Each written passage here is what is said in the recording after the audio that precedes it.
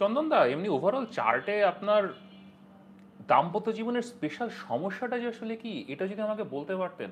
আমি আপনার দাম্পত্য জীবনে সন্তান নিয়ে একটু সমস্যা দেখতে পাচ্ছি।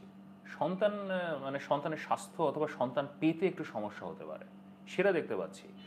এবং কিন্তু এক্স্যাক্ট সমস্যাটা যদি আমাকে বলতে চাচ্ছেন যে কি কঠিন অবস্থাতে আছেন, এটা যদি সন্তান রিলেটেড হয় সেটা আমি দেখতে পাচ্ছি, সেটা নিয়ে কিছু করা যেতে পারে। কিন্তু এটা ছাড়া এখন ধরেন আপনার পঞ্চম ঘরে মুন কেতু বৃহস্পতি। পঞ্চম ঘরে মুন কেতু তো আসলে মানে পঞ্চম ঘরে শুধু বৃহস্পতি তো ফ্যান্টাস্টিক জিনিস, কিন্তু সাথে যখন চন্দ্র এসছে এবং কেতু এসছে, যে কোনো চার্টে চন্দ্র এবং বৃহস্পতি, জুপিটার অ্যান্ড মুনের কনজাংশন যে কোনো ছেলের চার্টে is very bad. Trust me, এটা আপনাকে কেউ বলবে না, আমি বলবো, এটা মাহা বলবে।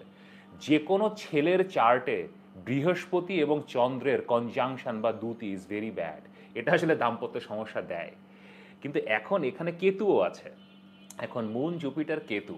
তো কেতু যখন পঞ্চম ঘরে থাকে, মূল সমস্যাটা এখন দাম্পত্য সমস্যাটা দিবে আর কি।